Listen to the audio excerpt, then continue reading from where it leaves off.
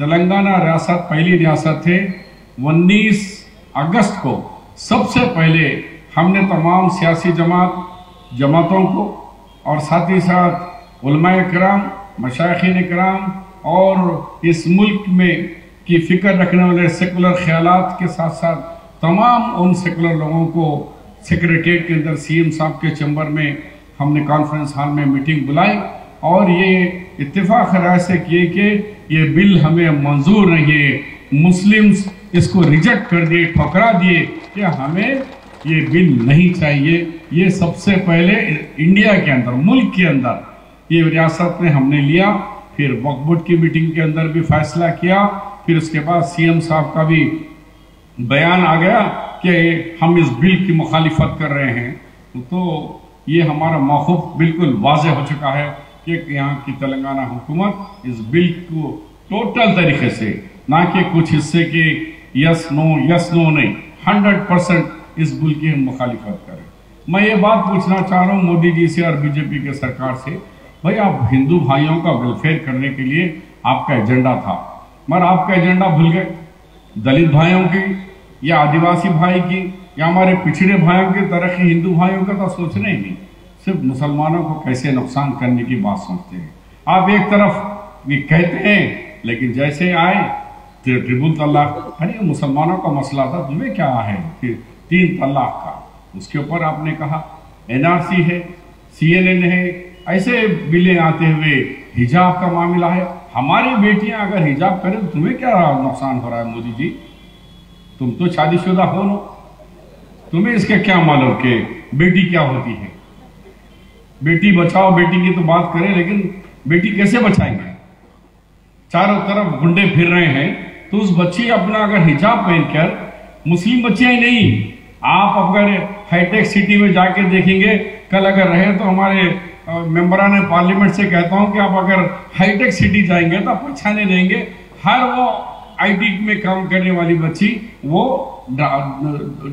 अपना चेहरा छुपाती है, क्योंकि ये गुंडों से, ये गैर मर्दों की नजरों से बचने के लिए करती है।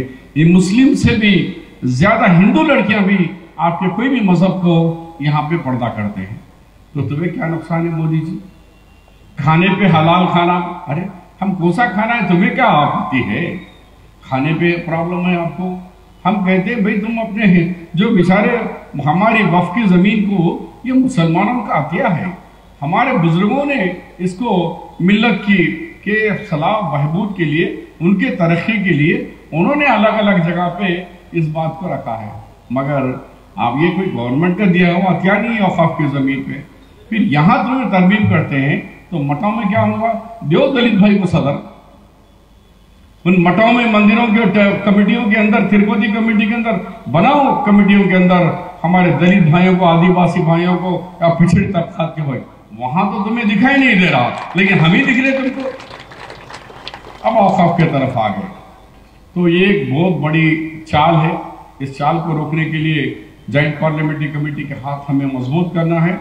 मैं इस बात का भी कि रेवंत रेड्डी साहब को भी हमने गुजारिश करे, हम भी, क्योंकि पुराने हमारे भी चंद्रबाबू नायडू से ताल्लुका थे, हम मुत्तहिदा रियासत में भी 10 साल मैंने मिनिस्टर रहा, तो हमारे ताल्लुकात के बिना पर हम भी कोशिश कर रहे हैं चंद्रबाबू नायडू के कुछ खास मशीरों के जरिए कि चंद्रबाबू नायडू जी खाली बोलने से नहीं होता, आज इस बिल को रुका सकते हैं तो हम तो है ही हैं ये नेशनल, मगर आप और नीतीश जी, अरे दोनों जमातों अगर मिलकर इस बिल का विरोध करेंगे तो ये पार्लियामेंट में बिल पास ही नहीं हो सकता है। इसलिए एक अहम पिलर है, हमारी कोशिश वहां भी होनी चाहिए, जिसके पास भी रसूख हो चंद्रबाबू नायडू करे। मैं भी पूरी कोशिश कर रहा हूँ, हो सकता वहां जाकर भी बात करके उन्हें भी मनवाएंगे कि भाई बिल इस तरीके से है, अब आप आवाज उठाइए और हम जेपीसी के अंदर आपके, और जब पार्लियामेंट में बिल आएगा उसको उठाने की बात करने के लिए कोशिश करेंगे। मैं ज़्यादा वक्त लिए बगैर फिर एक दफ़ा तामीर मिल्लत के तमाम कारकुनों को और अदीब भाई का क्या मशकूर और शुक्रगुजार हूँ कि एक अच्छा मौका दिया हमारे तामीर मिल्लत वालों को, और स्टेज के ऊपर रौनक अफरोज इतने बड़े बड़े लोग यहाँ तशरीफ लाए।